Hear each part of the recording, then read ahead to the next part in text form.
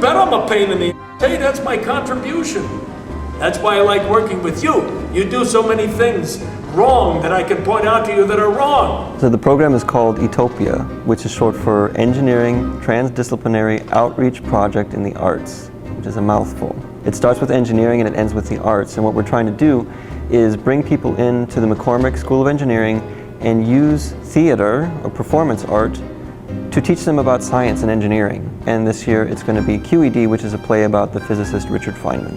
QED stands for Quantum Electrodynamics, and that was the field which he worked in, for which he got the Nobel Prize. I was one of his first graduate students. I think I was the first one to actually get a PhD from him.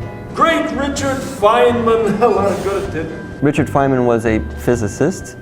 The play talks a lot about many other aspects of his life. He is a very rich, eccentric, energetic person who was a really good storyteller, told lots of good jokes and lots of good stories. The entire structure of the play is made out of some of his published stories and biographical sketches and things. So his words are almost all taken from things that he said or from stories that were written down that he said.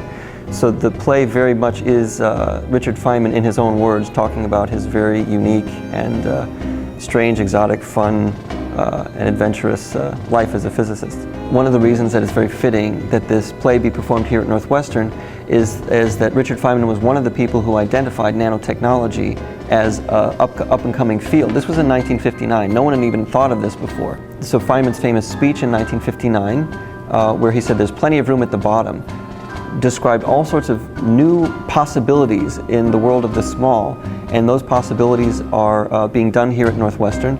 The play is sponsored by the International Institute for Nanotechnology and the Materials Research Center. I've read the show and I think it's an excellent job of telling the public what they ought to know about, and I think it's something people would enjoy because he was an enjoyable character, but also will learn a great deal. It's a great play. It's a very personal portrait of Richard Feynman, and it really helps for people to come here and see who physicists, or who scientists, who engineers really are, what makes them tick.